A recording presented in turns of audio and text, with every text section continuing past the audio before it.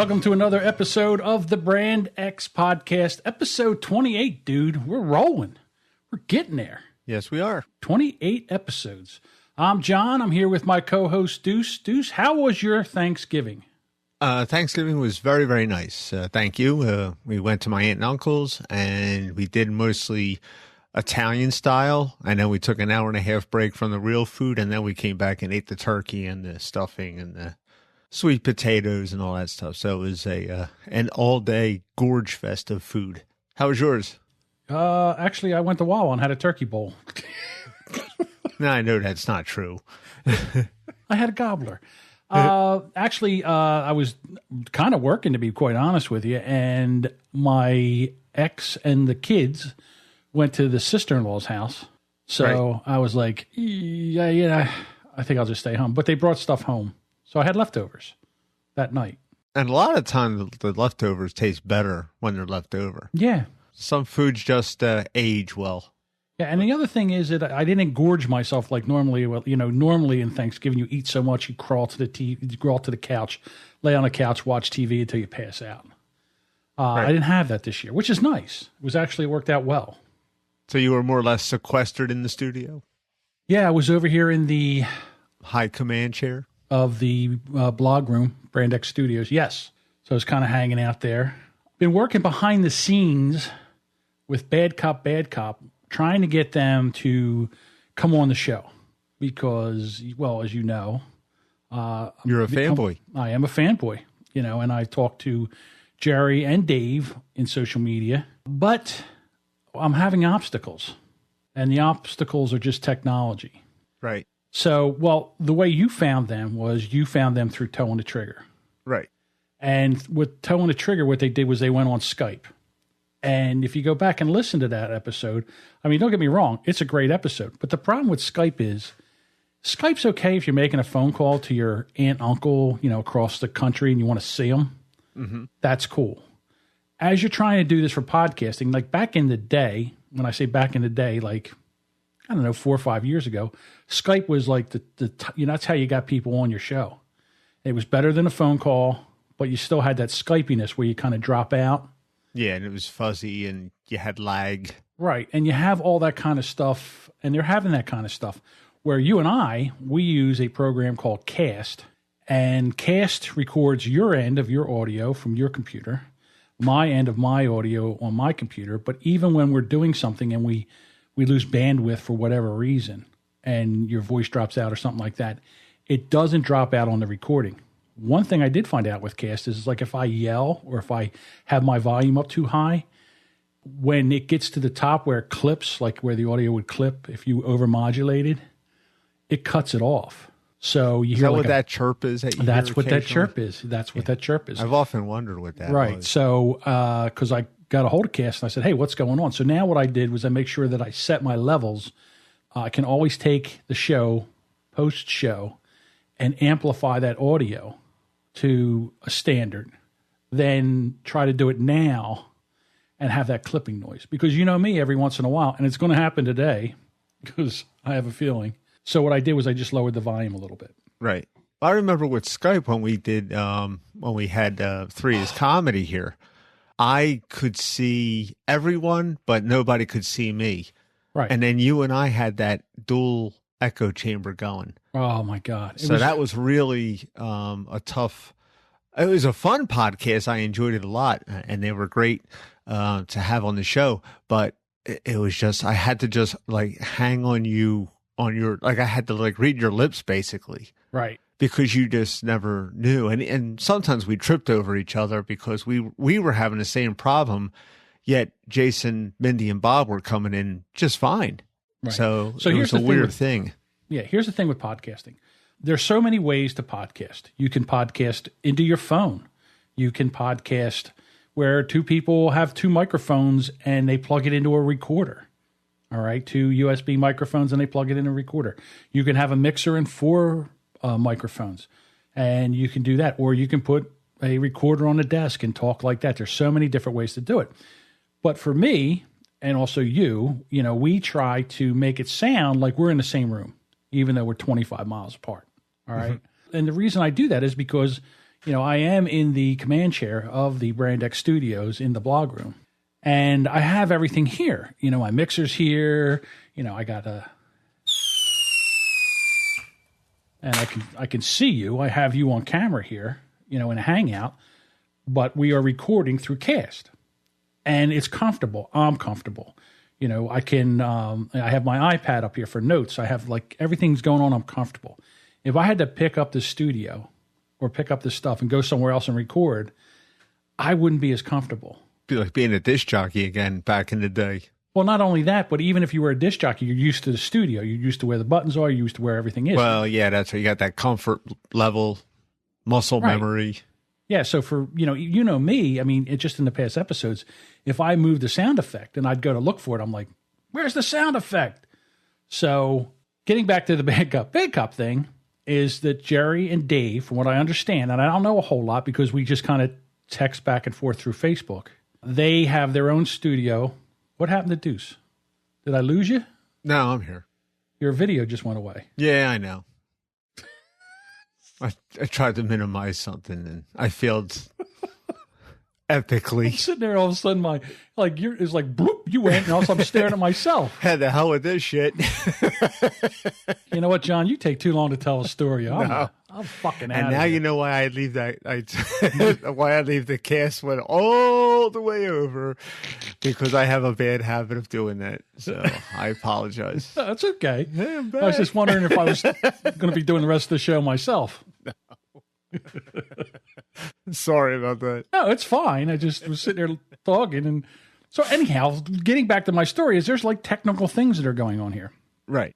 And Jerry and Dave, they apparently have a mixer and they record into a recording program like Audacity, or maybe they have a digital recorder. I don't know. But they do everything in their house, which is good. They are comfortable doing that there. Mm-hmm. So now I'm asking them to take their mixing board and hook it into a computer and join us on Cast. And they don't want none of it. Mm-hmm. They're like, yeah, I see it. I like it. Nah, we're not interested. I was like, okay. So again, I don't know how else we could do this. Now, I know a guy. Everybody in Jersey knows a guy. Mm-hmm. I know a guy who has a studio out in King of Prussia. All right. And you can rent that studio for a certain amount of dollars. And it's per hour. So it's almost like a hooker. You can rent it for, by the hour. And we could go out there and they have 4 microphones that we could sit down there and we could have a podcast. I could bring a laptop. We could have a mic, but I don't think we would have the sound effects. I don't know that yet. But we could go out there and do that. And I also got to talk to the guy, Justin. And I apologize. I can't remember the name of your students. I can't remember the name of your studio. And to be honest with you, I can't even remember your last name. But that is an option. So we were going to shoot for doing it December 5th. But right now, they're like, nah, we don't want to do it. Mm-hmm. And I don't know. Is that an old guy thing? It's like, the technology is. And here's the thing, too. From what I understand, Dave. Wait. Is what an old guy thing?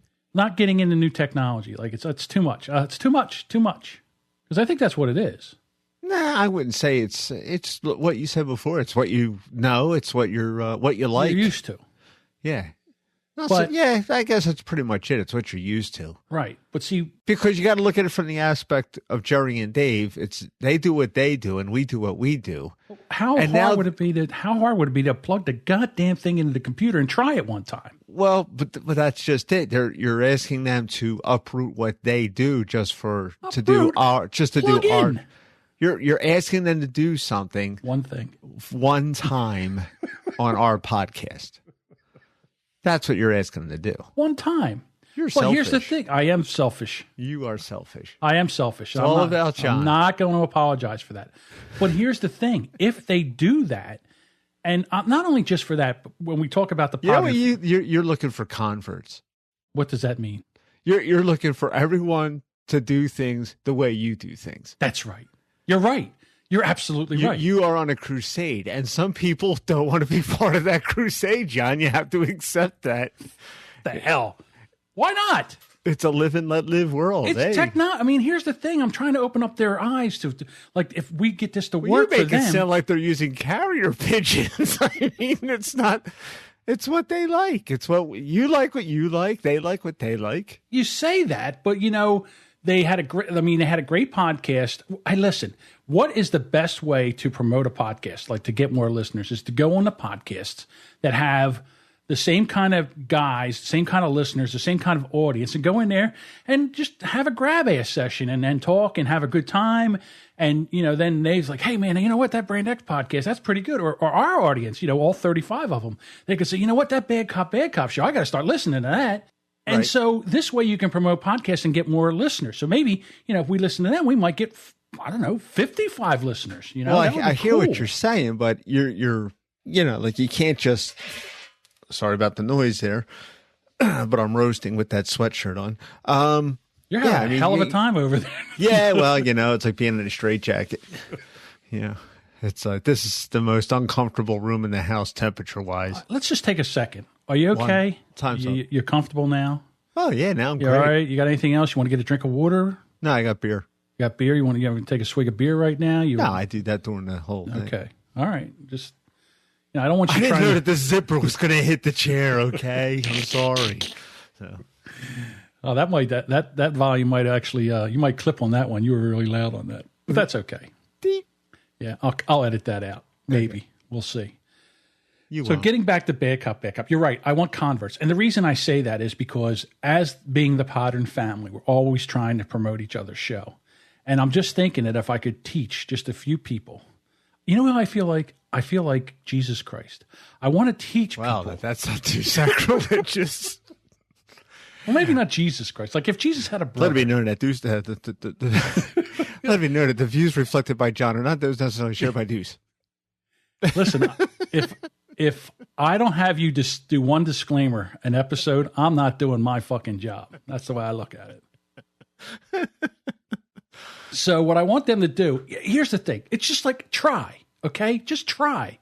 Dude, try. Just let's get together one day and try. If it doesn't work, tell me to go fuck myself. And then we'll go rent a studio, or we might just rent a studio. But I was hoping to kind of try to do it before Christmas. Well, that was the other thing I was going to bring up, because after December the 5th, it gets nuts for everybody. So you want to table this thing until the new year? Well, if it might not be a works bad out, idea. If it works out, yeah, because so many people. I mean, people plan vacations, and then you got the whole Christmas thing going on, putting up the lights. You putting up the lights, and putting the tree up. I don't even know these people. Yeah, I mean, I gotta do battle with my yearly battle of resurrecting my arch nemesis, the Christmas tree demon. So that's always a lot. You don't get a new tree. Look at us; we're already going off topic. But well, we get a real tree. Okay, but it's always a slugfest. Right. So maybe we should table this. Listen, I love those guys. I love their podcast. Oh, they had something happened this week. They didn't put an episode out. They said technical difficulties. And then they asked me something about the way they record. They were having a lag time. And listen, you know me. If they have I'll drive to Reading and go through the stuff and see if I could help them. Mm-hmm. If I can help them out. That's just the way. To me, podcasting, we as podcasters, we're brothers, sisters. Not just with Bad Cop, with anybody. I'll tell you how I tried to straighten out towing the trigger in a second. Spreading the love, dude. Spreading the love. That's all. As I face palm. Right. As I mentally I don't know. I can't tell because all I see is the picture, your avatar. Really? Yeah, because I think your camera's off. Oh, jackass. Well, I figured maybe it would come on, but no. So I can't tell what's... There we go. There we go. Sorry, man. That's okay. So anyhow, maybe we should table. I'll get back to those guys in a little bit and see. But... Yeah, I mean, I think it would be great to... They're funny as hell. I just figured they didn't have an episode because it was Thanksgiving. Well, I saw something. I saw something either on Twitter or maybe it was Facebook. You don't follow those guys on Facebook, do you? I believe so, but this was my weekend. Bad Cop, or do you follow them? It was my weekend to work, so okay. Or do you know them individually? Are you friends with them individually? No, I don't even know who they are individually. Just like Well, I'll give you their... I mean, I could figure it out if I went onto your Facebook page and plow through all your friends. And all my friends. I've been kicking them off left and right. Yeah. So, anyhow. I'm sure this podcast has a lot to do with that. I unfriend you. It's like, I'm having a disagreement. I unfriend you. That's not how it works. That's not how any of this works. Yeah. So I was like, really, really, you know me. I was like, oh boy, this is going to be great. And, you know, I figured they'd be able to do it at the house and we could, you know, cross promote. And you know what? It's not even about the getting an audience and stuff. It's just sitting down with those guys and just. Well, I mean, it'd just be fun to hang with them because you're fans and you enjoy their company. We don't know yet. I have no idea. They could be two jerk-offs, it's like what I said before. When you listen to their podcast, right. you think you know them because, you know, you're exactly, you know, you're into them and then, you know, the fandom and everything. It's a lot of fun. Right. But I can see, like, if we went somewhere and sat down and had a beer or something like that, it would be a chuckle fest, to be quite honest with you. I have a feeling. That's just the way I feel. Mm-hmm. Let's see what happens. We'll table that. All right, so you want to hear about Toe and the Trigger? Like, I have a choice here, but go ahead. Hey, listen, dude, we got to have content. as if this is a democracy. Well, do you want to know what's going on or not? Yeah, go ahead. Okay. I mean, if I'm boring you or something. No, you're not boring me. Oh, okay, just checking. Somehow I just, after the Ron Henry incident of a few years ago. You know something? I'm glad you brought up the Ron Henry in this incident. Because we spoke French and no one heard about the Ron. All right, let's talk about the Ron Henry incident. Then I'll tell you about Toe on the Trigger. All right. In a nutshell, since I initiated this, the Ron Henry is a friend of mine from my club. And I sent out this was before the days of Facebook and everything. I sent out an email with one of those clever chainmail kind of things, I guess. It was something to make you think. And I just copied it, sent it out to everybody, you know, just like send to, you know, and there's like 20 names on there. And I sent it out to everyone. Well, John took umbrage to this. He felt very insulted. And John, you know, most rational people would just hit reply to sender. Who, me? Not John. John hits reply all and goes on a tirade. So now there's like 19 people out of the 20 because he was number 20 who have no idea who he is and what the hell's going on. So Ron Henry, in typical Ron Henry fashion, sends a curt, like, 2-sentence thing. I don't know who you are. Please do not email me again. It's like and then it's like I raped this dog. Oh, the whole thing just snowballed from there. And I was like, you idiot. Who hits reply all? You know, jackass. John does that. Who does it? Jackass always takes it up the ass. Right. That's exactly what happened. So, and that was a big, it was ugly. So, well, it was all your conservative friends, and you sent something that they weren't all conservative. It was just like, why would you hit reply all? They don't know who you are. To be quite honest with you, I probably just hit reply all instead of hitting reply. I don't know what the hell happened. I didn't even notice it. Yeah, Mr. Producer can't work a computer. How many years ago was this? 2008. It was before Facebook. Right. It was that's basically back then, like emailing everyone back and forth was what you did. Yeah, that was social media. It was that or chat rooms. Ah, the chat room. Which you don't even hear about chat rooms anymore. No. But that's all there was. If you weren't in a chat room, then you just communicated with all your friends by email. And it was something to do with politics. And I just said, hey, this is kind of an interesting article. And 19 out of the 20 people thought so, but not John. So it's like this podcast. So that's why I said... Oh, yeah? Oh, it's just like, what could go wrong? I was offended and I have rights. Actually, Ron was quite offended. Yes. Well, I unfriend you. Yeah. So me and Ron, we don't hang anymore. Yeah, you never did. It's just like, you know, it was just like, that's what we need on computers. The Ultraman warning light. That's what we need. Is that what that is? Yeah. I was wondering where I knew the sound, but I just I couldn't put it. Then you're probably familiar with this one. That's when he took off, right? That's when Hayata turns into Ultraman. Okay, I got you. He grabs the beta, using the beta capsule, Hayata, you know. Hayata. Yeah. But anyway, go ahead. You were going to go off on the Ron Henry, wrap up the Ron All right, Henry. so what happened with the Ron Henry story was that, you know, he sent something. See, I was pissing off people way before Facebook. Mm-hmm. Yeah, so that's what happened with Ron Henry. I hit reply all, and then all of a sudden, I don't even know you. Don't send me another. He apparently didn't like my opinion, which is well, no, evidently not. Because first of all, you had like a three-page thesis, all single spaced. It was just run on sentences. Let me tell you something, Deuce. Bad punctuation, no commas. It was just like, I'm on a roll. Don't slow me down. I'm sure he read the whole thing, and then he said, I don't agree with this. Right. So anyhow, toe on a trigger. All right, so I sent you, well, I don't know, we were talking or I sent you, we were messaging back and forth about toe on the trigger. And again, another podcast I really, really like with Daniel and also Cassie. That's how I found Bad Cop, Bad Cop. That's how you found Bad Cop. See, that's what I'm talking about. You know, the whole, cross promotion and being on each other's show. If they weren't on Toe on a Trigger, no, if Three is Comedy wasn't on Toe on a Trigger and and Bad that's Cop, what it was. Cop, All paths lead back to Three is Comedy with Jason, Comedy. Bob, and Mindy. Right. Because they were on there, and I was like, well, this is pretty cool. I wouldn't have found those shows. Right. And then a couple of podcast episodes later, Bad Cop was on.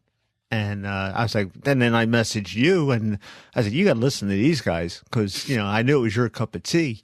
And they're funny. Right. And the first thing I did was rat them out to another podcast. Right. Exactly. Because you did the reply all Ron Henry thing. That's just what you do. You can't control yourself. That's right.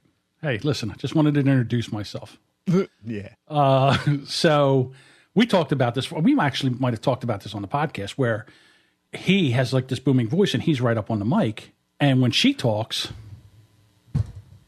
it sounds like this. And so what happens is I'm in the car and I'm driving along and then he talks and everything sounds fine. And then she talks, it sounds like this. And then he talks like this. And so I'm over there and I'm up and down with the volume back and forth. So finally I just turned up the volume so I could hear her. And he was like blasting in my ear. And nothing for nothing, guys. And again, I'm not trying to be a jerk off here.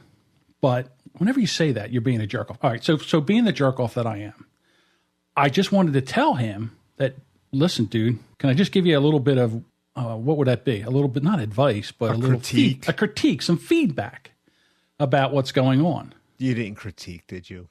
Of course I critique. What? Why are you getting so upset? I'm not upset. It's just you just can't help yourself. Well, what am I supposed to do here? I'm listening to this thing. I'm driving in a car. Why do you even care? Up and down with the volume. Why do you care? What do you want to hear what I wrote? Oh, go ahead. Why not? Why not? All right. Michael Corleone did this. Michael Corleone did that. Dear Daniel, I just started listening to your last 4 episodes. I found you from Three is Comedy. Then I found Bad Cop from you. I love the show. I'm a host of the Brand X podcast. I also edit podcasts for other podcasters. It's not my intention to be a dick, but I was wondering why Cassie's volume is so much lower. It's almost like she's off mic. Being a fan of the show is like... Oh, let me read this again. Being a fan of the show... Say that one more time. Being a fan of the show is like... See, I screwed this up, so I'm just saying. I would like to offer any assistance to help fix that. I'm a member of the Podern family in Slack, and it could be an easy tweak, and I'd be happy to help. Now I see where you went wrong here. But go ahead. Or you could tell me to go fuck myself. Either way, I will continue to listen. So he just sent things. Says, no, I'm not going to tell you to go fuck yourself. Thank you for the input. I definitely noticed it. The problem is a couple different factors involved. Her mic is a condenser mic. Now, a condenser mic, if people don't know, we have dynamic mics. Dynamic mics, it picks up the voice pattern right in front of the microphone. So if I take the microphone, I put it over here, it sounds like that. Okay, So as soon as you come off mic, it makes a big difference. A condenser microphone picks up everything. A cricket could fart outside, it'll pick it up. So it picks up everything. So for him to turn up the microphone, to turn up the gain, it picks up all the ambient room noise. So unless you're in like a studio that's sound, so like if the ceiling fan was on, you would hear that anything, anything, yeah, anything. Okay, I got you. So if a car like right now, not only that, but on my microphone here, I have what's called a compressor gate. So right to my left hand side is a window, and next to the window is the street. So I have people. There's cars going up and down the street now. If I take my headphones off, I can hear the traffic noise. But you won't hear it here because the compressor limiter gate is taking that out. So if he has a condenser microphone, she has a condenser microphone, and he brings the gain up so he can hear her, then you're going to hear all that background noise. And then he says, and she can't sit still because she's a spaz, and he's working on both issues. Now, I have the same problem with Jessica, who's my co-host on the Off in the Weeds podcast. She's another one. She looks down to type. She goes like this. Then she talks into the microphone then she talks in the microphone, and then she does this. And so you're constantly riding in the editing. I'm constantly riding the volume up and down as we go along. Mm-hmm. So I understand that. So basically, hopefully, I kind of told him a couple of good economical microphones. Like this microphone that we use, the one you use and the one I use, right, would be perfect for her. Would be absolutely perfect. So I lend a helping hand. 'Tis the season. Help fellow man. Right? Well, no? I mean, do you know, what little I know of Daniel, I think he was like a professional broadcaster. True. So like if you come in there and say, hey, I'll edit your stuff, I'll help you out. He could be like, who's this fucking moron? Well, yeah. I mean, it's kind of like, Well, that's perfectly fine. Wouldn't you feel the same way? Well, actually, I would feel exactly how he felt. Like, hey, thank you very much for the input. Because now I know what's going on. I have people that are listening. Mm-hmm. I would rather have somebody tell me what's going on so I can fix it. Or yeah, but he seems like he's aware of it. So well, how much of aware is it? I mean, I've listened to 4 episodes, and it sounds like the whole time it's an issue. Mm-hmm. Now you didn't notice it until I said something. Mm-hmm. Now you can't. But sometimes she's spot on. I've been listening a lot longer than you have. Okay. And some podcasts, Cassie's right on mic. But she's looking. But sometimes there's something going on just from the context of the conversation. You know that she's looking down at something, or she's turning, or you're moving your head to make an emphatic point. Okay, and we all do that. But yeah, a couple of times I've noticed that. Right. I'm not going to lie. Once you pointed it, to be honest with you, the content held me, so I really didn't notice it. That's the same reason I listened to it. Same reason. It's a great show. And if they could just tweak that one little thing, it'd be much more enjoyable. No? Yes? Well, see, I'm still not totally comfortable with me behind the mic, so that's why I kind of like wince when you say, well, I got a hold of because I know that I have a lot of improvement that I have to work on, and I do my best every episode. I try to correct what I do know that I do wrong, but I do find myself toward the tail end of the podcast slipping into my bad habits. So like if someone like kind of pointed it out to me, I'm like, yeah, I kind of know that I do that. I'm working on it, I got to tell you, dude, to be quite honest with you, your mic technique is. If I was going to give it a grade from A to F, it'd be a B plus, A minus. And to be honest with you, I would give myself that, so because I hear it, when I edit the show or when I do something like this, I hear it. So I love podcasting and I love the content and I love the craft of podcasting. So when I hear something like this, I got to say something. I can't stop myself. Oh, we do. Is that wrong? Yes. Should I not do that? I unfriend you. And again, I try not to do it out of. Listen, I put it out there. If you want to tell me to go screw myself, then tell me to go screw myself. I don't know what else to say. See, you know what you have your thing. You know what your problem is? Yeah, right. You are a Texan. Well, I don't want to be like the bitter Asian man, but he's just like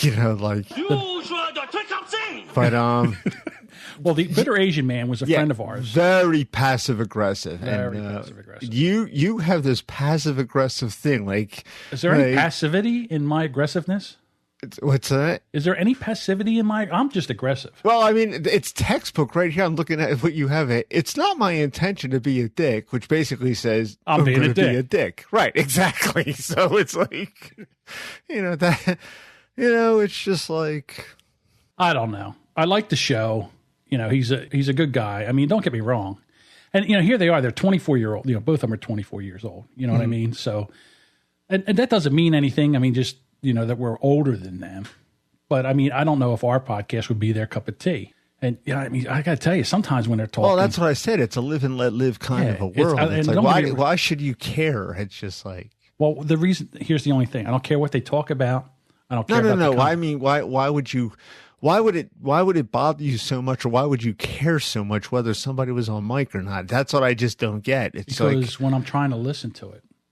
So it's about you and your needs. Yes. Yeah. I'm the consumer, dude. I'm the consumer. I'm the listener. Okay. Why do you make me work for it? Why am I over here running the volume up and down to hear her and to turn it down? Because, again, he's got a voice that would crack two walnuts. I mean, his voice is, he's just got this tremendous, deep, booming, big voice. I mean, of course he's on radio. Of course he does voiceovers. Listen to him. Mm-hmm. So you got that, and then you got her off mic. It's such a contrast. Yeah, it's all about me. I'm the listener. Same way with listeners here. If they sent me something, I would take them very seriously because they're the ones that I want to. But then again, I mean, by going back to what we said before regarding bad cop, if that's the way they're comfortable doing things, correct, and they get the best podcast out that they can that way. Yeah, for them it works. Yeah, but what I'm trying to do is I'm trying to be able to, and this is okay. I mean, you have to have. It's a balancing act. You have to be aware of what your listeners. You want to make them comfortable, but you got to do what's comfortable for you too. Well, And if that's what works for Cassie, then so be it. Being off mic, why not just sit outside and yell into the room? Let's just do that. But then again, why do you care so much? Because I want to hear. She's having guys mailing cums that she can spray in her hair. I hear fine. So, how do you hear I'm that not having the issue that you seem to be having, raising and lowering the volume. And really? No, I'm not at all. But now that I tell you about it, you hear it. No, I am aware that she is not on mic all the time, but I hear the entire content of what they're both saying, and I don't have to turn the volume up when she's on and turn it down when Daniel comes on.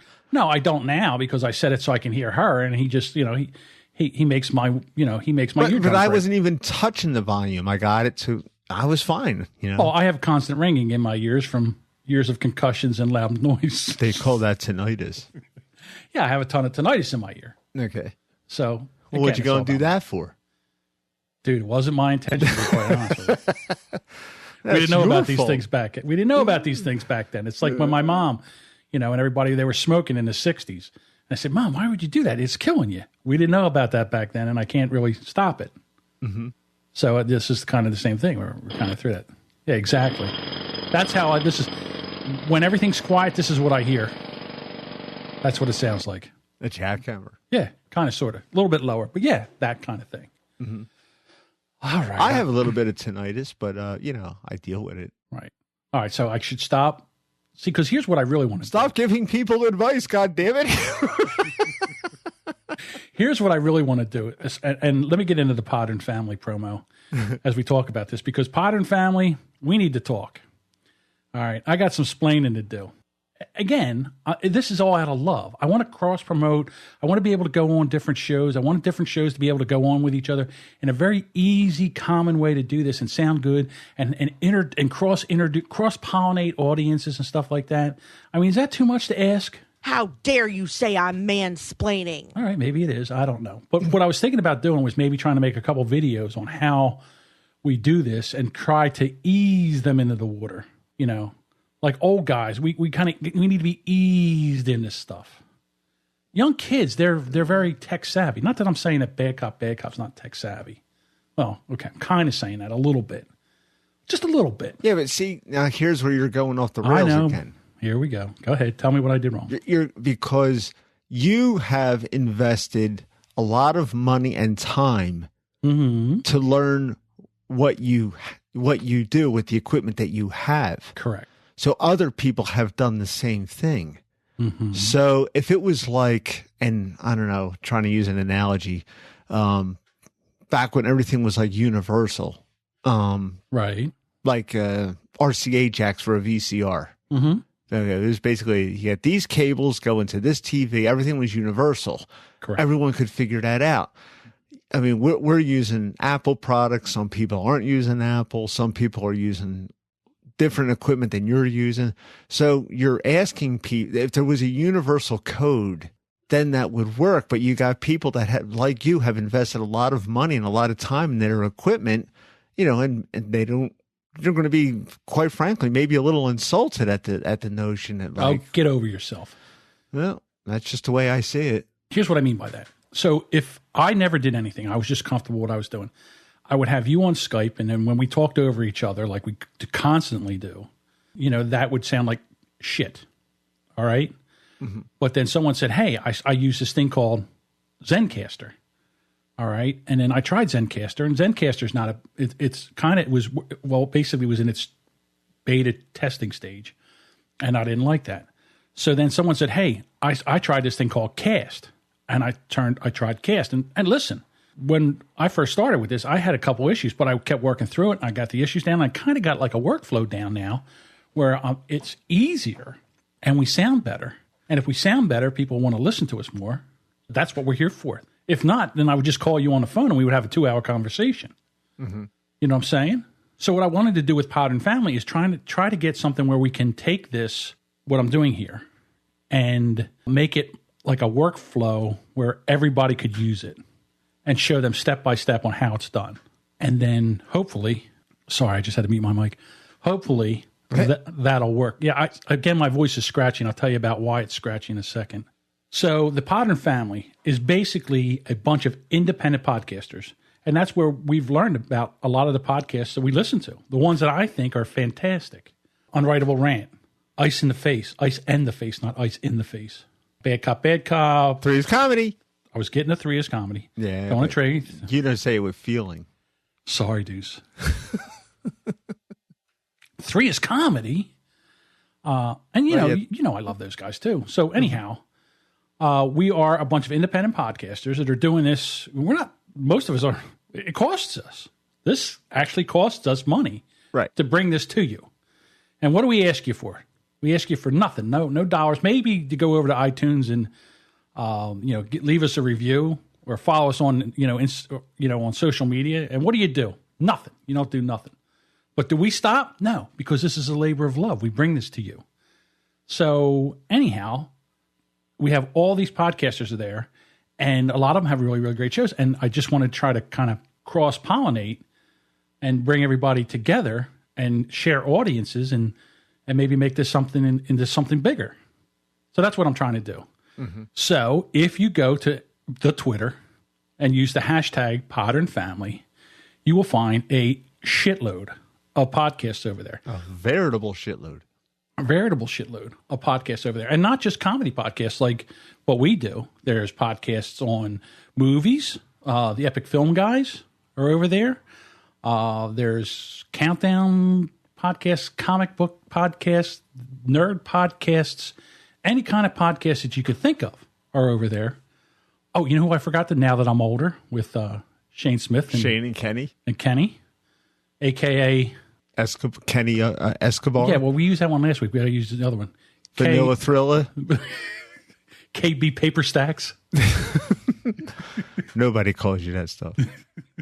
So anyhow, there's a ton of them over there. And I think that if you like this and you're one of the 45 people that are listening, and you want to find some other podcasts that are probably better, go over there and check them out.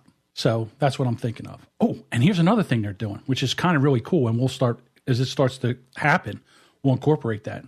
We're doing like a 24-second thing. Like, hey, on the next episode of Brand X Podcast, John bitches and complains about other podcasts' sound quality and how they won't do what he says. When passive-aggressive John takes the mic and... Yeah, we'll cut that down into like 24 seconds, and then we'll put that MP3, we'll file share that, and then they'll pick it, and they'll put it in their podcast. So that'll work too. So that's kind of really cool. So that's what I'm talking about. That kind of thing is going on over there in the Pod and Family. We got you into the Slack group, You're probably, you don't even go in there that much. Have you go in there? Yeah, I do. You check it out? You lurk? Yes, I'm a lurker. Well, that's good. I mean, because that's what happens. You start lurking, and then once you start lurking, you might actually jump into a conversation, and then we'll see where it goes from there. But yeah, exactly. So that is the Podern Family, hashtag Podern Family. You can find that on Instagram, the Twitter, Facebook. Use that hashtag anywhere, and you'll find some really good podcasts to listen to. All right. You want to get into something else? Sure.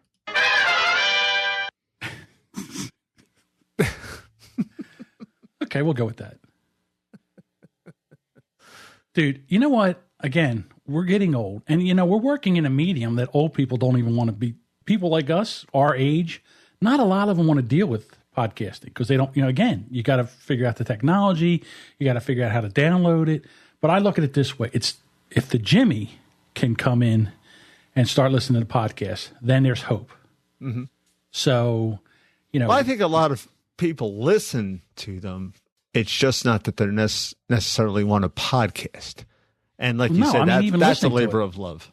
Right. But even listening to podcasts, people our age, people in their late 40s, early 50s, mid 50s, 60s. Okay, I got a story for you. About a man named Jed? No, about a mom named Joan. Okay. My mom drove down to my sister's from South Carolina to Atlanta, Georgia. So she's like, what's the name of your podcast again? I want to listen to it on the way down to Atlanta. And I'm like, ooh, hold on. Exactly. It's like...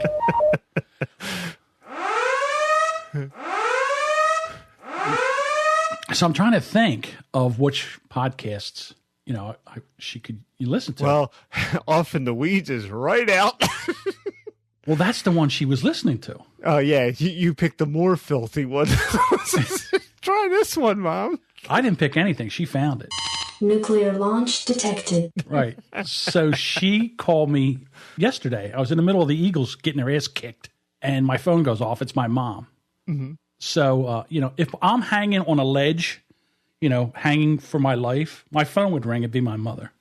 It's one of those things. So anyhow, she calls me and she goes, listen, I got to tell you a story. I was having like a shit day, and I was on my way home, and I put on your podcast, Off in the Weeds, and within 20 minutes, I was laughing my ass off. Thank you very much. To me, I mean, that's like the ultimate compliment. So I said, well, if you want, me and Deuce do one. It's called The Brand X. So I sent her the link to our podcast so she could probably start listening to our podcast now. So hi, Mom. Hope you're listening. Hi, Mom. So it's just getting the people of that age group. Now, my mom's 75. So just getting them to listen to these things, it's a big, that'll help. But like right now, kids, people, late 20s, early 30s, early 40s, mid 40s. Well, eventually it catches up. Right. That's once it gets into the cars. Right. Like once Facebook started, it was all kids. Right. And we came in and they're all like, fuck that. We're out. Well, that's just it, because now it's not hot, hip, and happening, because now they're like their parents or their grandparents. And who wants that? So I didn't mind myself because I happen to love my parents and grandparents. So I never got that whole millennial anger, bitter nonsense. But hey, whatever flips your skirt. So what the reason that I'm getting into this old people thing is that I just saw a story where AC/DC is basically, they're done, man. Yeah. Well, they were having a couple of issues over the last couple of years. I got to pour one out for AC/DC. Dude, I got to tell you, AC/DC is basically the soundtrack of my life. I mean, that's my band. Like whenever I need something that they picked up, I pop in AC/DC. I mean, I love AC/DC. And, I don't know. I just feel that as we're starting to get older now, we're watching rock and roll kind of slip away. There's no new rock and roll coming out now. No. So it's kind of like the same thing with the 50s music. And, like with Frank Sinatra and, Dean Martin and all those guys, they still look cool. They had a suit and everything. But the rock and roll look on old guys, not a good look. Don't you think? Kind of like... Well, some guys can pull it off better than others. Like Mick Jagger looks horrible. Yeah, all those Let's guys. not even get into Keith Richards. Holy cow, every day, the guy, his eyes must open. He goes, another day. Look at this. But they're still rocking, so I got to tip my hat off to them. Right. But AC/DC was having trouble for the last couple of years, like when the drummer got arrested for trying to hire a hitman or something. Now, which one was he? Is he the Cliff Williams guy, the Phil Rudd, Markham? I can't remember. The drummer's bald-headed. That's all I know. And then of course, the LV, Brian Jones, he was having ear problems. How does he sing like that? Based on the VH1 broadcast that I always see over and over again, whiskey and a pack of cigarettes a day. So that's a direct quote from him. I guess. But I mean, he took over Bon Scott, and they thought that group was done when Bon Scott passed away. Right. So, and then they found him. Agnes Young found this guy in, the Back in Black album when that came out. I was in high school when that came out. And, right. That was like a must-have album. There were certain albums that were a must-have. Like if you didn't have Boston's first album or Frampton Comes Alive, you were just Stones. Not cool. And Back in Black was a must-have album. Yeah, absolutely. That's what I'm talking about. Right. So now here we are, as our heroes are starting to fade away and kind of die. I don't know, man. It's just like right now. Are you feeling your mortality, John? Yeah, kind of, sort I am. I mean, Markham Young, he's got Alzheimer's. Phil Rudd, he's in major legal trouble. Mm-hmm. Brian Johnson, like you said, he's got hearing problems. Yeah, he's big in the race cars. It wasn't necessarily the rock and roll that did in his hearing. It's being around, right? High-powered race cars, and the rock and roll. It took its toll. And Cliff Williams, he's retiring, so that only leaves Angus Young. And Angus Young had a stroke or something. Get out of town! I never heard that. Like a couple of years ago, he had like a minor stroke. I mean, he bounced back. But listen, if you go back and look at Angus Young, if you take that outfit and that hat and put it on Donald Trump, they look exactly alike. All right, listen, dude. Get it? Cover. I think that's going to be the episode cover art. Genghis on one side, or Genghis. Wow, Angus is an AC/DC. I got the coolest dad in the world.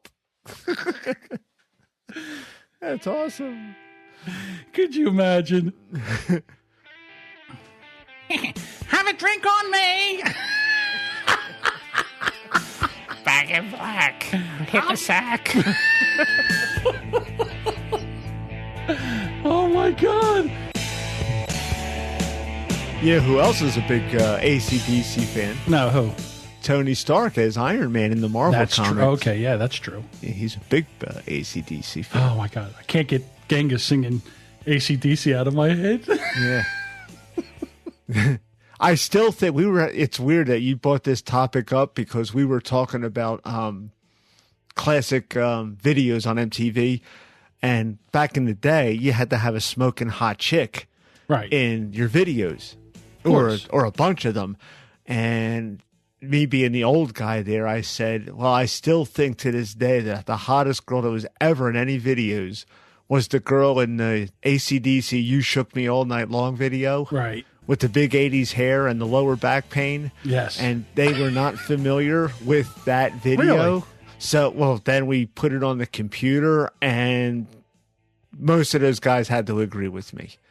They said, I never saw this video. I said, yeah, it's because you're too young. It's just... Right. I see, I don't know. Tawny Katane with Whitesnake? Mm-hmm. What do you think about that? Or Hot for Teacher? Yeah, well, those girls that would be another one. But yeah, but I mean, there was a lot of hot chicks back in the videos then. But I mean, now it's like, I don't know. I mean, with AC/DC here, so I thought to myself, the girl in the Rat video was kind of hot in a weird emo goth kind of way. The one with Milton Berle in the video, Round and Round. I don't think I ever saw that one. You never saw that video? Yeah, Milton Berle was in the video, right? Which was like weird because I'm like watching it, and it was like, hey, that's Milton Berle. It was like in a heavy metal video. It was like, pretty intense. So yeah, there was a lot of those were the successful music videos. So anyhow, I'm in my history because the reason my voice is horrible tonight is because I was trying to figure that since the one guy's got Alzheimer's and the other guy's got legal trouble, that maybe, just maybe, what would that sound like if they started to go out on tour? Mm-hmm. Give me a second.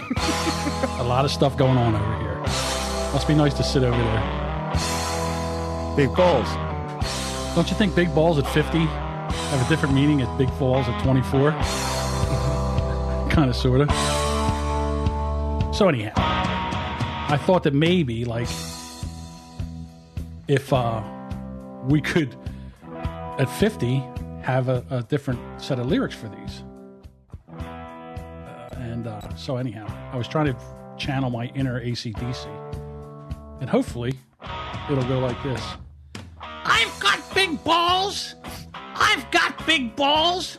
They're such big balls. And they're dirty big balls. And they're dangly big balls. And they're kind of saggy big balls. But old dude's got the biggest balls of all. My balls are always bouncing and my ballroom's always full and every pair of pants are tight in that region. If you don't take care of them or even keep them drier, you'll get a rash that'll feel like great balls of fire. I've got big balls. I've got big balls. And they're such big balls and they're dangly big balls. And Deuce's got big balls and the Jimmy's got big balls. But old dude's got the biggest balls of them all. I pancaked a nut one day getting into my truck, and oh boy, did I see stars. Something like that. Don't you think it would kind of be? You know? Your voice doesn't sound that bad. Well, I tried to do it with, an Angus Young yeah, vibe. And it just like wrecked my voice. I was trying to practice. You think? Well, it's funny. Like, if you're, I'm a big Beatles fan. Yeah. And when the Beatles recorded their first album, they did a cover version of the Isley Brothers' "Twist and Shout," but they'd saved that for the end because they just said, well, John's voice would be in shreds after like a couple of takes of that. He wouldn't be able to go on for the rest of the day. So however many songs were on that album, like 13 or 14 songs, they saved, and they recorded it all in like a day, which try to do that now, but they had to save that for the end because just for, like you said, you'll just tear your throat up doing that. Yeah, it's hard. It's hard to do that. I got another one here. Let's see if this will work. Tell me which this one is. Back in Black. No. Oh, you should. Come on. Really? Brain fart.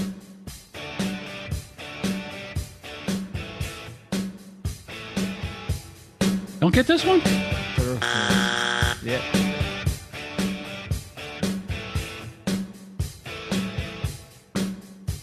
See, now that the one guy's got trouble, Phil, it'd be kind of like this one if they were singing it. I got to get to that one point. This actually takes a long time to get to that point. I thought it would be... Yeah, it's a great read. Right, today's weather report. But anyhow, so, the guy's got Alzheimer's, and, which of it, so it'd be like... Here we go. Phil's gone to jail. Phil's gone to jail. Highway to Hell. Yeah, now I know it. Now you know it. I like Thunderstruck. See, I mean, You don't everybody like loves that one. Thunderstruck? I don't know. It's not been my favorite kind of AC/DC song. I like a lot of ACD, but for some reason I guess it was the video that grabbed me. Right. If you ever saw the video for it. Yes, yeah. The Okay, video's better than the song. There's some songs that are good because of the video. Money Talks is a pretty awesome tune. I got you. Money Talks. Yeah, you're not a fan of that. Which one's it? That's an AC/DC song. Yeah, Money Talks. I like that one. Okay, well, you said, No, it's a good one. You sounded kind of non-committal. I was like, Sorry. At least I knew didn't what you were feel talking as strongly about that one as Cassie being on mic, but okay, that's fine. So, All right, you want to try another one? you go. Yeah, Since go I got ahead. nothing else to do. See if this will work out. You know what this one is? TNT. Hey!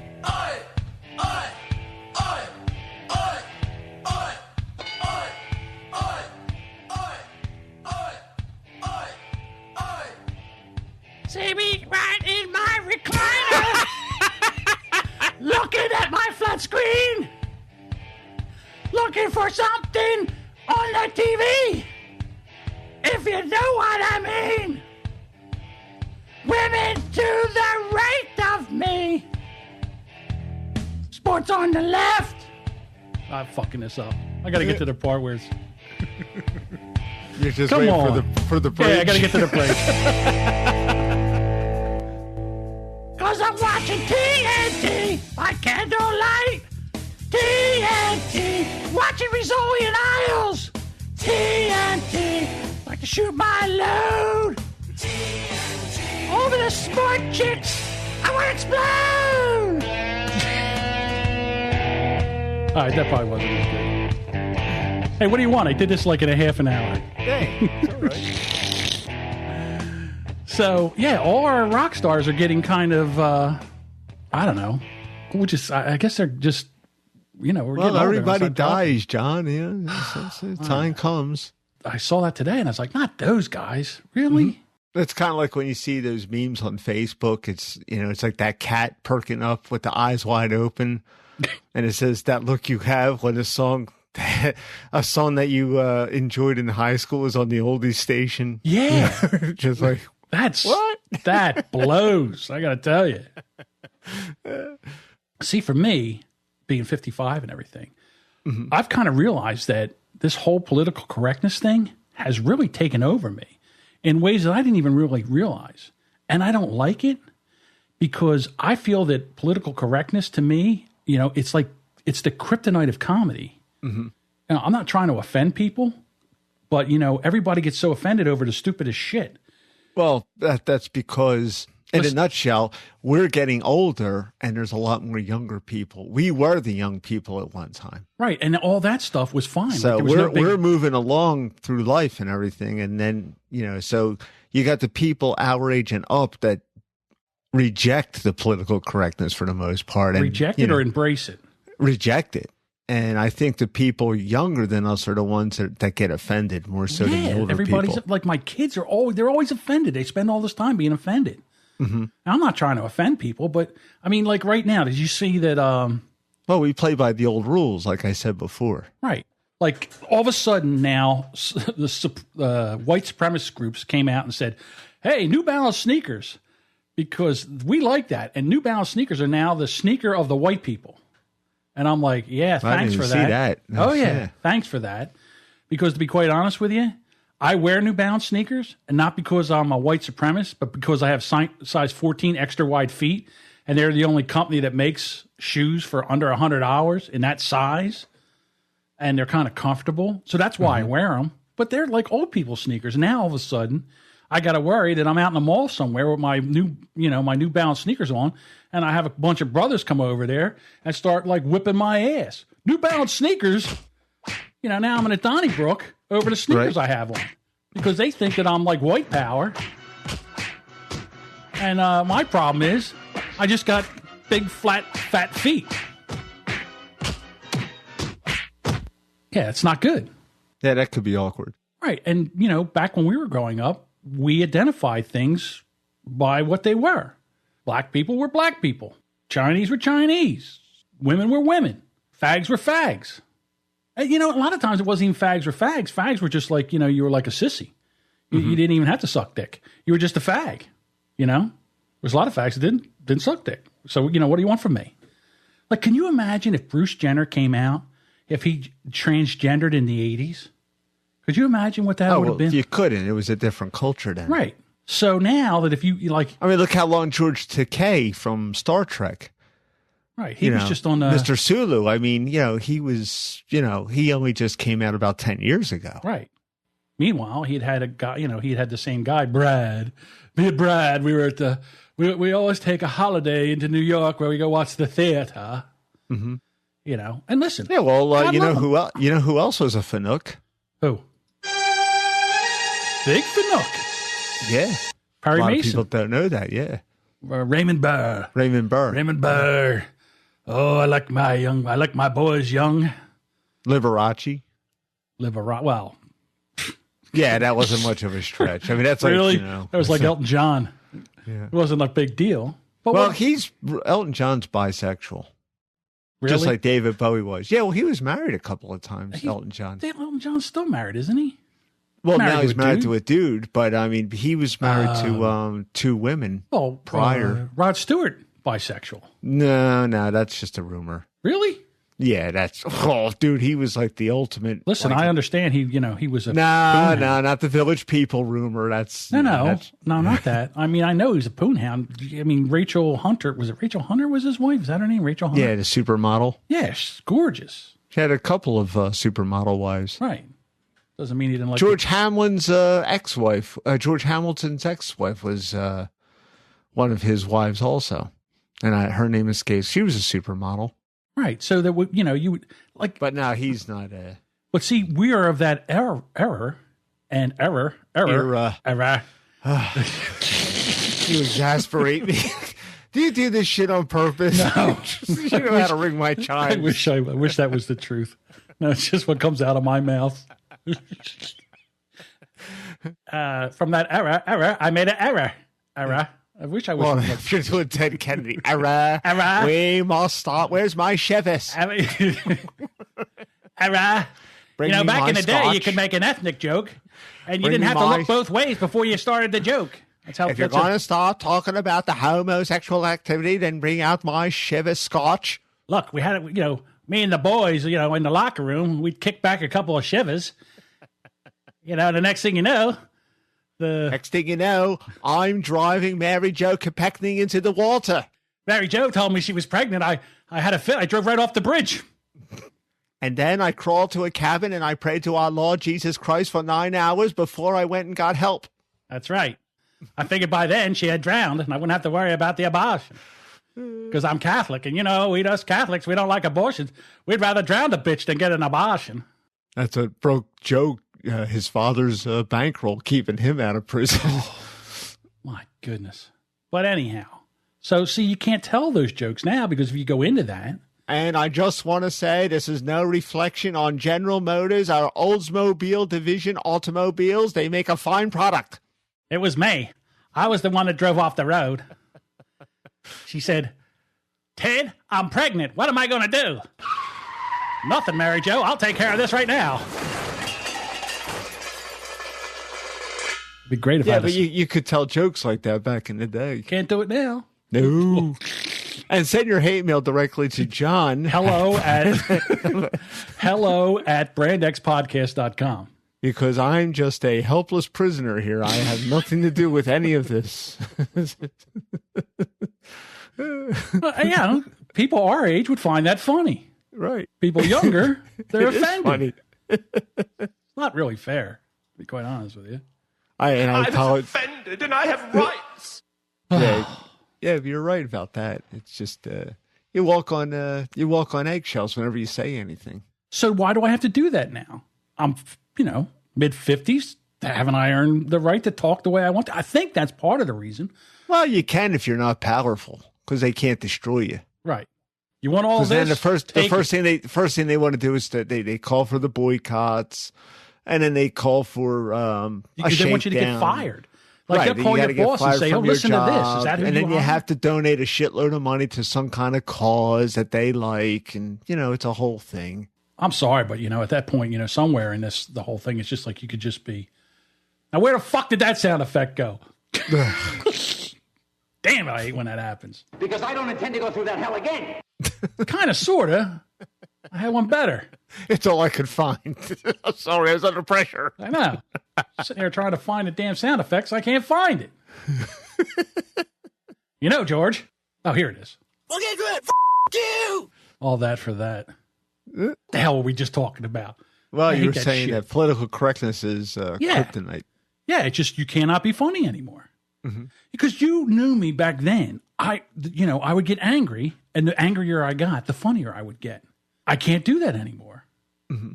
I'm starting to. I mean, that whole Facebook argument that I got into with Ace Queen Pro. Right. It Can we all get along? That was me snapping back into the old days where, when someone said something to you, you just came right back at them again. Mm-hmm. When you put up a picture that was funny or you thought something was a joke, you just said screw you or whatever, and all, you just didn't go. Yeah, I have to say, I'm Dear pretty... Facebook, I am offended. I've never... I was offended and I have rights. I'm lucky. I never got a warning from Facebook or anything. You're very passive. You have a very public persona. Only in like in other words, I can't poke the bear here with you to get you to join in. Like you're the voice of reason of this podcast. Yeah, and I thank you for the compliment.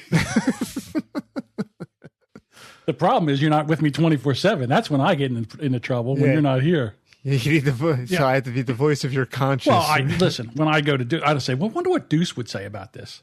Deuce would say, "Don't do it." All right, so I'm going to do it. That's basically how that works. I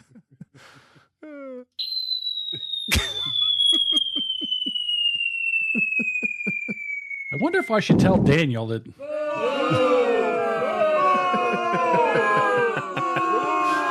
Maybe not. And then you get offended. I wonder if I should tell Daniel that Cassie sounds like she's in the other room. You think I should do that? What would Deuce say? Deuce would say, don't do it. Deuce would say, why would you care? What does it matter? Dear Daniel, I'm not trying to be a dick. Yeah, you got to stop. Lighten up, Francis. Yeah, you're like Don Quixote, man, tilting at windmills. I mean, you're just like, crazy. You didn't read that book, did you? No. I read a book. That's pretty good. Sorry. I figured it was you read it in high school. Was there a movie? What? Yeah, it might have been a movie. What was the name of the book? Don Quixote. Oh, self-titled? Didn't see the movie. Yeah. Sorry. So let's change the subject. All right, you want to do this Stockholm snow plowing thing and tell me what this is all about? Because I kind of was reading it. I read it like no wonder I didn't read it. I'll tell you what, why don't we put that, because I like this one better that I found a couple of days ago, the Unplugged from the Internet. Well, we could do both. Okay, we got time? I don't know. I haven't You're looked the at clock watcher. I'm not. Yeah, we got time. Let's do real quick. Let's do it real quick. All right, sexist Stockholm snow plowing. And this is like one of those things that you really can't make up. This came out a couple of weeks ago, and this is kind of folds right into what we were just talking about with the political correctness, and people like to, just jump in and get offended. I'm waiting for this video to start playing, so now I can pause it. Okay, great. All right, you son of a bitch. That's another thing I got to bitch about. I understand that you got websites and you got advertising and that's all that stuff, but does the goddamn thing have to play as soon as you're, do I have to listen to your commercials? Like if I want to see something about the weather, do I have to listen to 30-second commercial so I can listen to a 15-second weather report? Let me know it's going to be humid and wet. Yeah. Yeah, it's crazy. All right, here we go. It's politicians in Stockholm said the policy of gender-equal snow removal has failed after the weather brought Sweden's capital to a standstill last week, with hospitals reporting a fourfold increase in broken bones. The city switched to a feminist system of clearing snow last winter, but last week's burst of snow, which threw the city into chaos, has cast doubt on its effectiveness. Hundreds of thousands of people were affected, with the majority of bus routes put out of service and commuters having to wait in queues for several hours. Point of note here, a queue is a line that we don't use that term in America. Is that what that is? A queue, yeah. Okay. If someone says stand in the queue, you're probably in New Zealand, Australia, or Great Britain. A lot of broken bones? But I digress. Yeah, right. Ouch. Oh!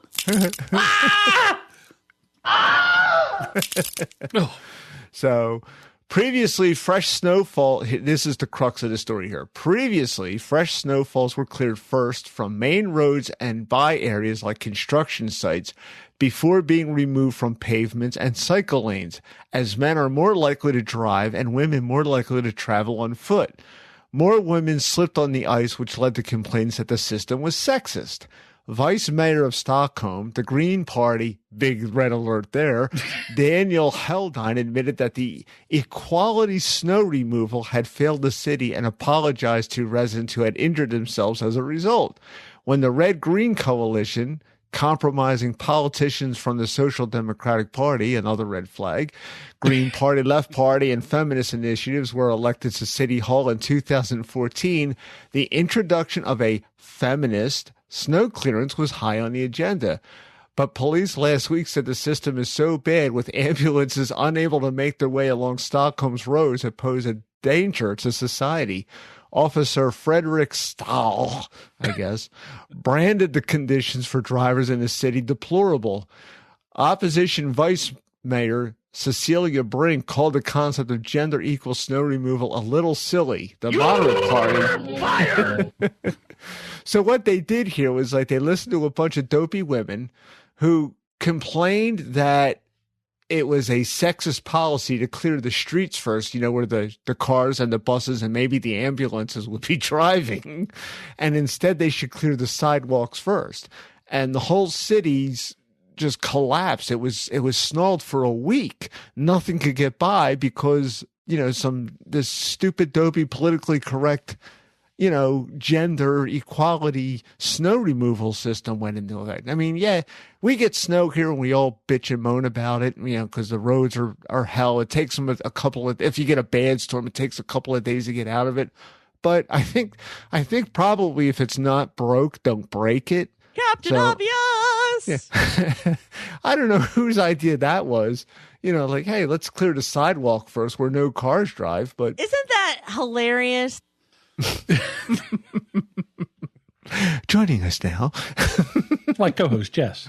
But is that like the most absurd thing you'd ever heard? I mean, why would you? Yeah, you got to clear the streets. Yeah, we're trying to walk here because they got to go get their bread and milk so they can make French toast because it's snowing. Yeah, because everyone bought bread. So you want to just like kind of get to the big stuff and then you get to the little stuff.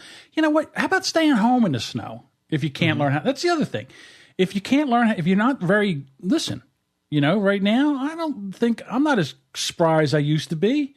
Getting out on the snow and stuff like that, you slip and fall now, you can end up breaking something. I'm usually more embarrassed. Of course. And then I worry about, God, did I break something? Yeah. You're like, you kind of lay there like Randy in A Christmas Story, like Randy lay there like a slug. Right. And it then, was his only defense. Because as soon as you hit, you hear in your ears, and you're like, oh my God, what was that? Did that break? Would I break something? You're like laying there trying to figure out if you're really, really hurt. Yeah. It's just like, oh, I don't need this shit. No, absolutely not. So stay the hell home. But it was like when I said, this is just so absurd. I just like at first I checked. I was like, oh, this must be from The Onion. Right. I thought it was like from a satire news, but it wasn't. It was legitimate because I cross-referenced it. Right. And I was like, oh, you got to be shitting. I have a soundbite from the woman that started this whole thing. I'm an asshole. Yeah. Well, it's nice of her to confess to her sin. So the other story that I saw, which sometimes this is very alluring to me. It's, just the way things are on the internet. Delete yourself from the internet pressing this button. Now, don't tell me another goddamn commercial's going to play because I'm going to have a seizure. See? So, the internet could be a beautiful and horrible place at the same time, and it isn't weird to sometimes feel like you want to leave. There wasn't an easy way out until now. Swedish developers, I guess because they were stuck in the snow and they had nothing but time on their hands. What are you talking about? Yes. Swedish developers Willie Dahlbo and Linus Unebach created Deceit.me, right, which offers a way to wipe your entire existence off the internet in a few clicks. It's not a when bad logging idea. into the website with a Google account, it scans for apps and services you've created an account for and creates a list of them with easy delete links. And then they show like an example picture. They say every account it finds gets paired with an easy delete link pointing to the unsubscribe page for that service. Within here's a real grammatical error. Within a few clicks, and I'm reading it as they wrote it, you're freed from it. And depending on how long you need to work through the entire list, you can be accountless within the hour. If you're getting tired of social media and internet-induced stress in general, it's the quickest way to get back to a state of tranquility. And to be honest, that doesn't sound like a bad idea. Right. So I think this is a great idea. Yeah. Just have you ever Googled yourself? No, not that vain or self-absorbed. Okay. Well, maybe you can look at it this way. Wouldn't it be nice to Google? You walked into that one. Well, listen, I know you thought that was funny, but if you Googled yourself, you could see what other people see about you. Mm-hmm. And, you might not have a big internet presence, but, from doing this podcast and stuff like this, we end up having a bigger presence. And I'll tell you what, Not me. I wisely don't go under my real name. Well, see, so what I did was I was listening to I was actually producing another podcast, and they had this story about a teacher. He was a high school teacher, and he had a podcast. And I got to tell you, the guy was a little freaky. I mean, he thought he was funny, but, it was one of those funny. He thought he was funny, but he was the only one that thought he was funny. Uncomfortably funny. And he was uncomfortable, and it was like, kind of almost creepy funny. Creepy, not funny. Yeah. So the students found out about it. They sent the podcast to the principal, and the principal sent it to the superintendent. Now this guy's looking for a job, because you can't have that kind of stuff. So it's like, what was he doing? Fire! So now he's out. I had you want to hear like really super creepy? There's a girl that I went to school with, and she lives down the street from me. We went to first grade through high school. I moved to my town in first grade. So first grade through senior year in high school, we went to school together. And we had a teacher in school, and he used to have a Polaroid camera in class. And he used to take pictures of the kids, like if we were doing like a play or some kind of demonstration. But he also used to take an abundant pictures of the girls. Mm-hmm. And we were talking about this. And at the time when we were of that age, we didn't think it was that big of a deal. No one did, the boys or the girls. No one did. Okay. And we said, like, now do you look back at it when you got a little older and wiser? That's a little fucked up. Yeah. And I wonder how many of those pictures he wound up like destroying, because as the climate changed, because I went to school during the 70s. Hey, listen, just like you did. And, a Polaroid land camera. I mean, no one even probably knows what that is anymore. But he had lots and lots of, and he would, to be fair, the guy, I don't think he was that way. Because he would post them up on the bulletin board, and he would put little captions like we're saying funny things on them. Right. But he would take a thumbtack and he would put them on a board. He didn't upload them to the internet where they were there forever.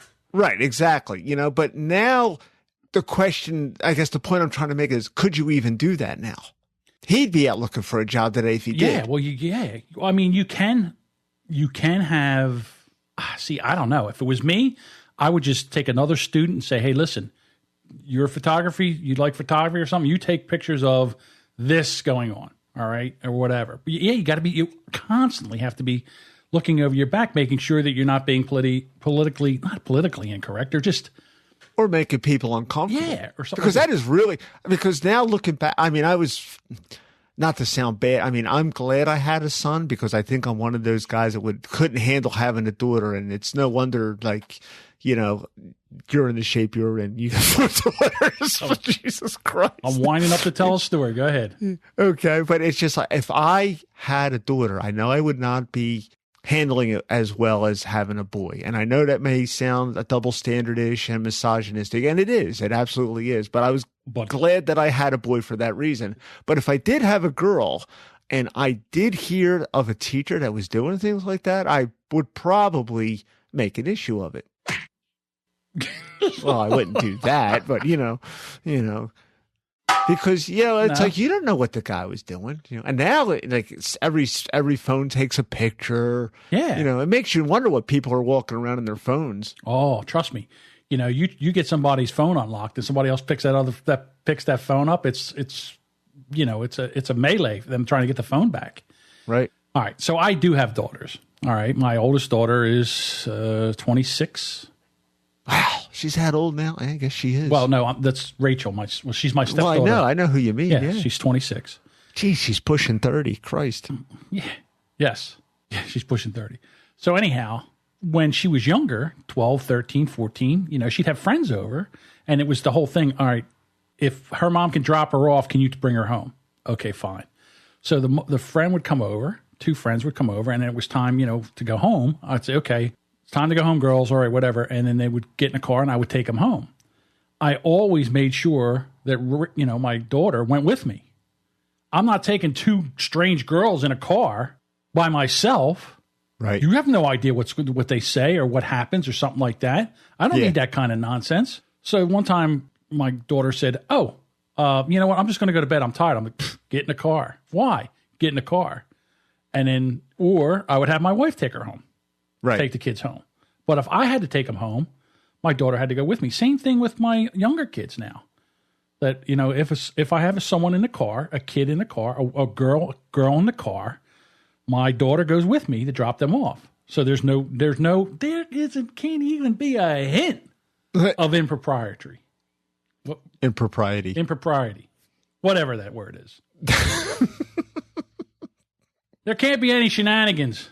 Exactly. Not that there would be. There can't even be talking. Well, you don't even want to have that charge leveled at you. Not even close. Right. Because that's Exactly. I had a similar experience in my store with a teenage girl. She was sick. She wasn't feeling well. Mm-hmm. And a customer came in the store and they were just going to blow in and out. And I said, can you do me a favor? I mean, this girl was really, I think she was on the verge of having a seizure or something. Mm-hmm. And I said, I need you to stay here. I'm calling the 911 to get help for this girl. I says, I would appreciate it if you stay until someone arrives, and they were like, okay, I understand, because, she was kind of convulsing and everything. And I had to kind of hold her down again. She was sitting on the floor with her back up against the wall, mm-hmm. but she was starting to flail. Right. And I was afraid that she was going to hurt herself. And the last thing I needed was that. In your store.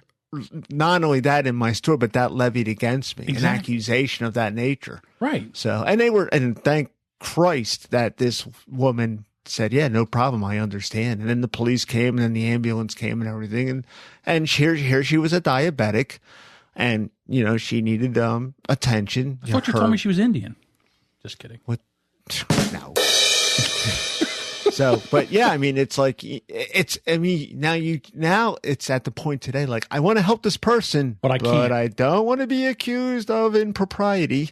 So, it's sad. Yeah, it is sad. What are you going to do? Well, you do the best that you can. Exactly. Are you ready for we're going to do real quick because we didn't do it last time. And I said it was going to be a thing.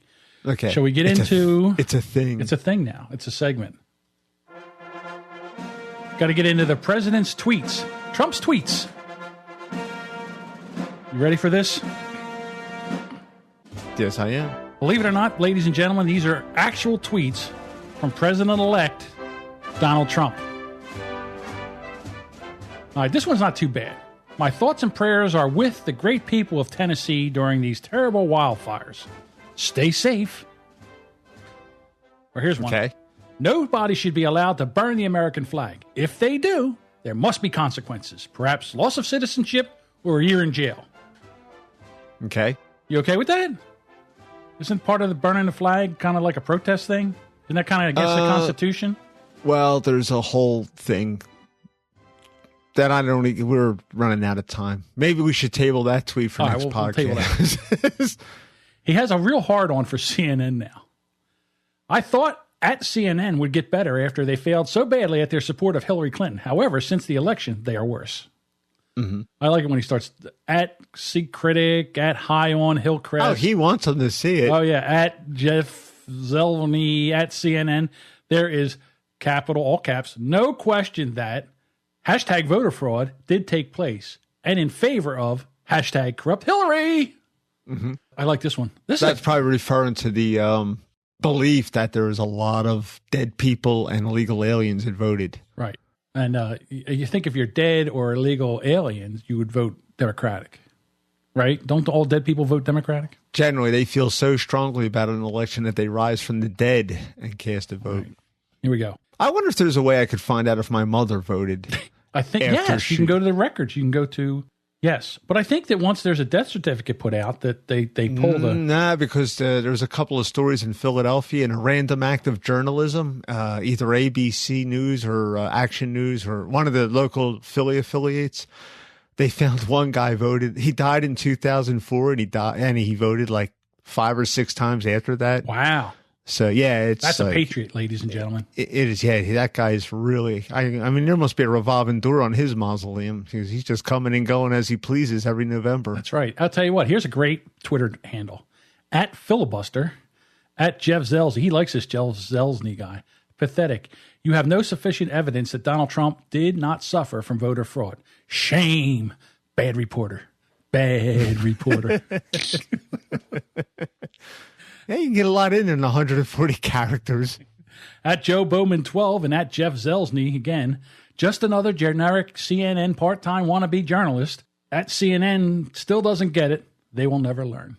Here's one from Cuba, from Donald Trump about Cuba. If Cuba is unwilling to make a better deal for the Cuban people, the Cuban American people, and the U.S. as a whole, I will terminate the deal. Now, I don't know what deal he's talking about. Obama started deal? to normalize relationships, which was, as usual with the feckless wonder, a bad idea. And, it's just... right. I mean, it's kind of disgusting how Castro was a horrible person. Sure he was. And he's worth $900 million. He's worth $900 million? Yep. I mean, he's a communist. I mean, equality for all. He is personally has a personal net worth of $900 million. How do they know that? How do they know? Oh, yeah. Well, they know. They know. They name names. She named names. And, he's executed people. He hated everybody. And the left is in love with, you always see these dopey kids walking around with Che Guevara and, and they love, Fidel Castro. And he was the only one in the West that really gave a strong statement about what was going on. Did you hear what Trudeau said, the president of Canada? Yes. Well, he had such a backlash. He's not going to the state funeral now. No, neither. Well, no one from the U.S. is going either. Yeah, they better not. Joe Biden. He's Chucklehead Biden? Yeah, he's not going. Yeah. All right, here we go. Last one. Serious voter fraud in Virginia, New Hampshire, and California. So why isn't the media reporting on this? Serious bias. Big problem. Everything ends with an exclamation point with the president-elect. Well, he's very serious. All right, ladies and gentlemen, that is your president tweets. Trump's tweets.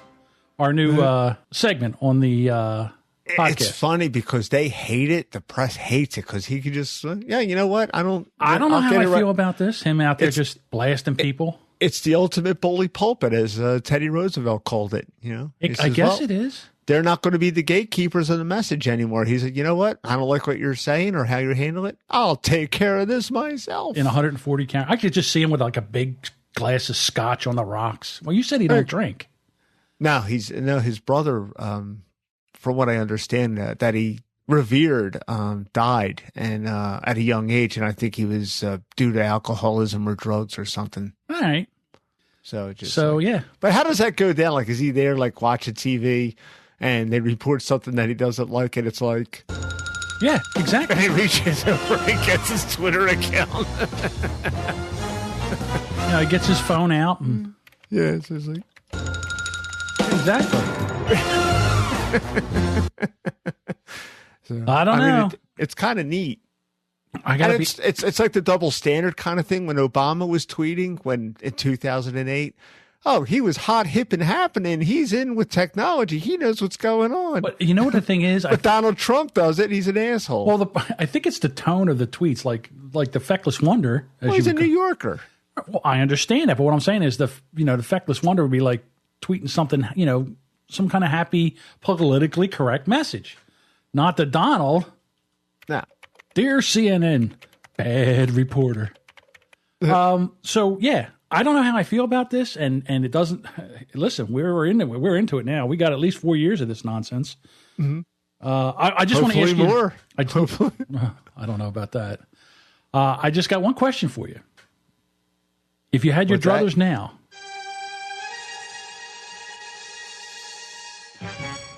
would you rather right now have Donald Trump as president or Gary, what is Aleppo Johnson? And what is Aleppo? No, I'd rather have Trump. Really? Still?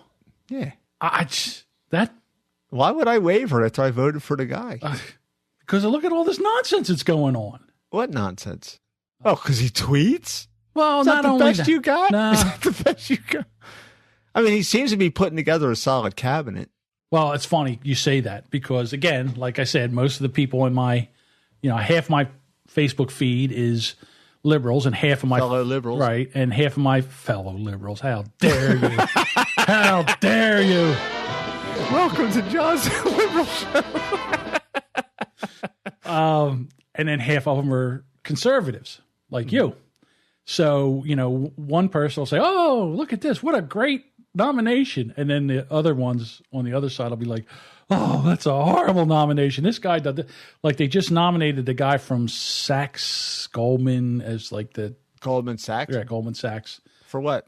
Treasury. So the Treasury or no, well, why would that be big? Goldman Sachs makes money hand over fist. Basically, they had to be bailed out for not 2008. They were so over their head that the government had to come in and bail them out, or they would have went belly out. No, I don't think Goldman Sachs got bailed out. I know, you sure about that? I'm not sure because a couple of. I think that they were. Yeah, I think they were bailed out. Well, the government let a couple just wither on the vine because they were because they were conservatives. Oh, I really? forget which. Yeah, I forget which one. Like, how you had like Charles Schwab. It wasn't not that it was Charles Schwab, right? But you remember back in the day, like when E.F. Hutton talks, people listen. Well, E.F. Hutton's long gone, but it was one of the Price Waterhouse, I think it might have been, and because they were like predominantly Republican, it was there was no help for them. They just let them go. Well, I'll tell you what, he's starting to mess around with the Fed right now, Donald Trump, and the quickest way to catch a bullet is to start messing around with the Fed. He'll go. Let's see, what year is this? It's not really an even year. Like 2020. Ronald Reagan broke that myth. That's true. Yeah, he took one and still. And George Bush broke that myth. Would they throw a shoe at George Bush? No, there was no attempt on his life. Right. That's what I was going to say. The big urban legend was every president elected in the year ending in 0 got assassinated, or there was, and then when Reagan didn't get assassinated, they updated and said, was assassinated or there was an attempt on his life. Oh, way to cover your base there. Right. So. Well, anyhow, like I'm looking at, with all the money that's going on and everything that's going on with the Fed and how much power and everything they go, if he starts messing with them, I don't know. Maybe it's me. I don't know. We'll see. Well, you love you know me. Can look into it. You can look into a can of coffee and you would see a conspiracy. That's right. That's right.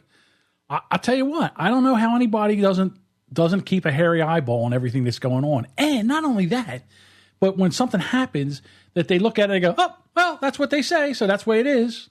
I don't know how you can do that.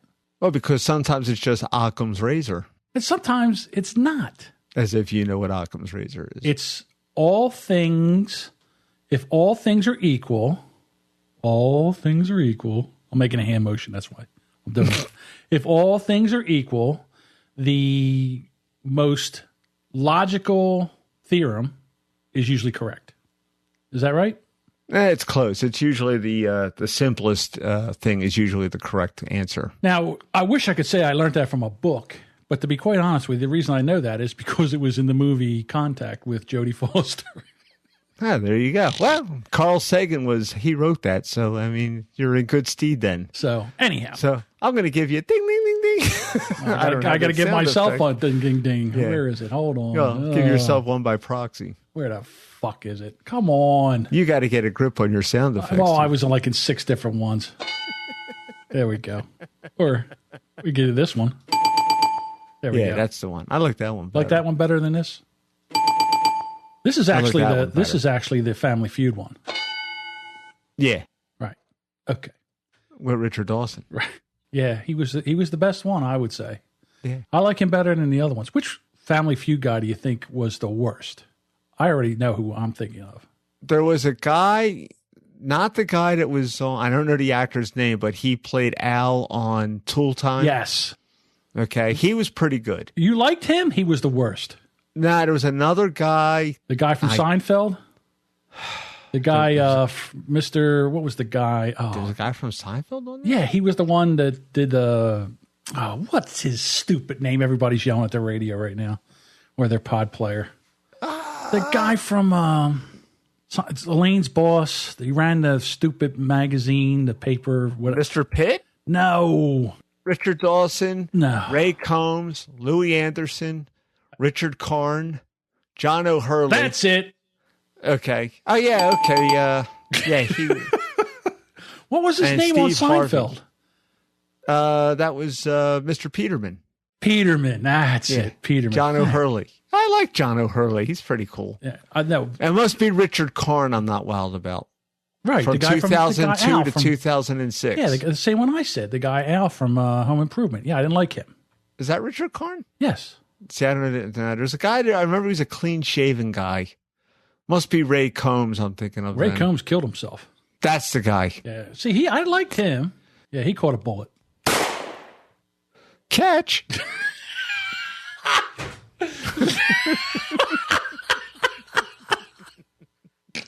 Is that wrong? As far as I'm concerned. That's that 1970s, 1980s humor, ladies and gentlemen. It's politically incorrect. An hour and 46 minutes. Holy shit. Well, Ladies and gentlemen, that's all we have for today. Thank you so much for listening. We really Are appreciate you serious? Hour Oh, and you are 46 serious. minutes. Yeah. Well, yeah, but 6 minutes of that was Just continue to talk over my read. It's fine. I'm trying to just get out of here. acid. Yeah, you know. Killing me, man. Killing me. You expect this. I thought I was going to get through it now. Now I'll probably screw up. It'll be all your fault. Do you want some nice music to read out to? Yeah, let's do that. Well, that's it. That's all the funny we have for today's, ladies and gentlemen. Thank you for listening. We really appreciate you hanging out with us. You turn that down a little bit so I don't have to shout. Thank you. And we'd like to know what you think if you're still listening. At what point of the show did we say something that you wanted some input, you wanted to talk to us? Just follow us on social media, the platform of your choice, because we're good like that, except for LinkedIn, because we don't do LinkedIn. It's a very pretentious platform, and we call it Nerd Book. So just go over to brandxpodcast.com/contact, and you can just kind of click on there and follow us and, do whatever you want to do. What do I know? All right, ladies and gentlemen. Just end it like that? Holy cow, talk about a car wreck. I'm sitting there breathing, and all of a sudden I couldn't keep it together anymore.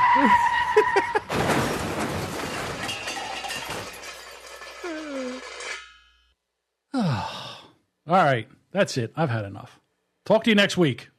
Have a great weekend. What?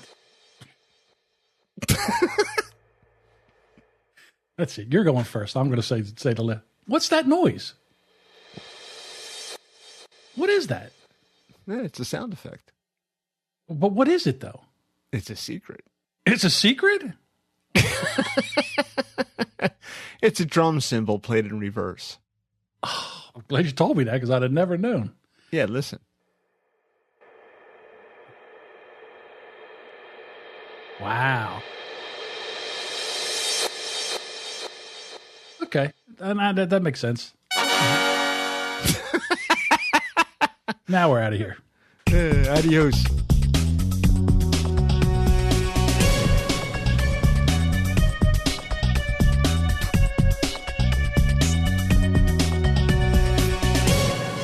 That's it. We're just getting into it.